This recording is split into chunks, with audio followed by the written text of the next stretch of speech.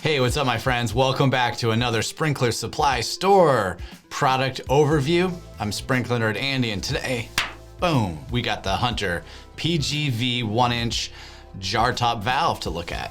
That's this guy right here.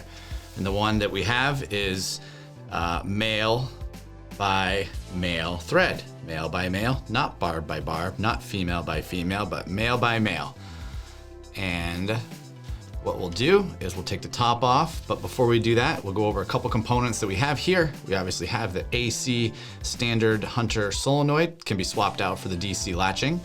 You have a flow control knob here at the top of the valve. This will, if you want, you can use this to turn the valve completely off mechanically. It'll close the diaphragm so it can't be operated by the sprinkler. You can also kind of fine tune the rise, the diaphragm using that. And then this is the bleed screw. So if you want to operate this valve manually inside the valve box, you can either turn the solenoid a quarter turn, like it says on the top, to turn on or off, or you can open the bleed screw, and that will also turn the valve on manually. So let me give you a different angle here, and we'll go ahead and open it up. Okay, so you know what? First thing I'll do, just to show you, is we'll unscrew the solenoid.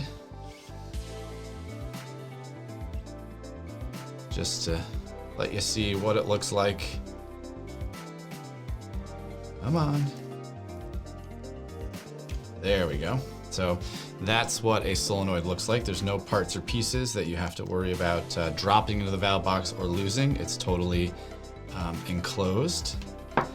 Then what we'll do is we'll open the jar. Again, this is a jar top valve because it looks like a jar, and you can open them by hand, or if you've got a pair of channel locks, you can reach into the valve box. Sometimes they get really tight, so you can use a pair of channel locks to lift it.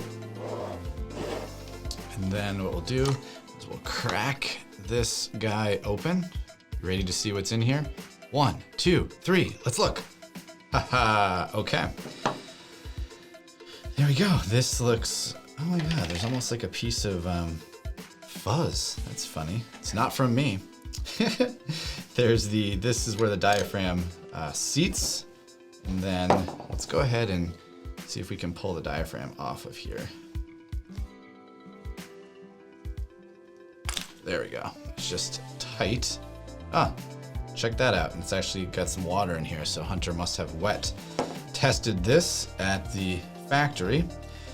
And then if you are making a valve replacement, you can see that this little hole right there lines up with this knob here on the diaphragm. So you replace it like that. Make sure there's no dirt or debris of any kind around the diaphragm when you're making the replacement. And again, the bonnet top, as this is referred to, can only go on one way. So there is a raised, you can see that, there is a raised kind of lip right here, and it will sit into the slot on that side.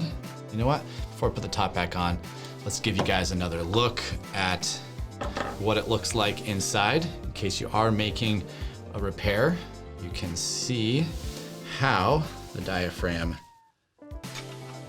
sits on there. We'll take it down. This is the little diaphragm seat. There is the inside of the valve. And again, for making repairs, I would probably suggest that you buy a completely new valve, and that way you've got all the spare parts that you need, which we've just kind of covered here.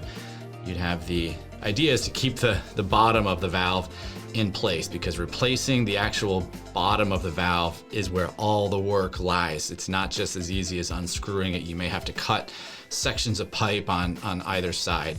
So if you're gonna do it yourself and you don't wanna hire a professional, you wanna replace the components on the top side to make your life easier.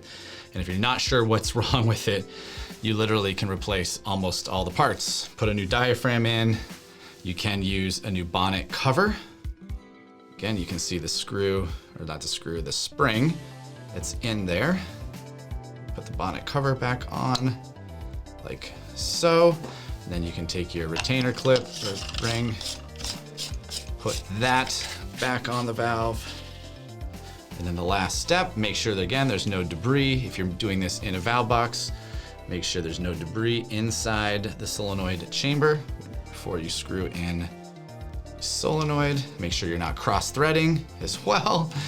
And you can repair and replace all of the components, leaving the bottom of the valve in place inside the valve box. So I hope that helps give you just an overview of the 1-inch PGV Jar-Top male. And if you want any of the specs for this, we do have the cut sheet right here on the website. If you're watching this on YouTube, you can visit sprinklersupply.store.com, get all the specifications. The 1-inch valve generally flows up to about 30 gallons a minute, although you may choose not to zone your system that large. But yeah, so hope that helps. And again, if you have any questions about your Hunter system or you need help identifying what valve you need replaced or how to fix any of these parts and pieces, feel free to give us a call. You can hit us up on the chat and you can reach us by email. So I think that wraps it up. Until the next sprinkler overview, happy sprinkling. We'll talk to you then.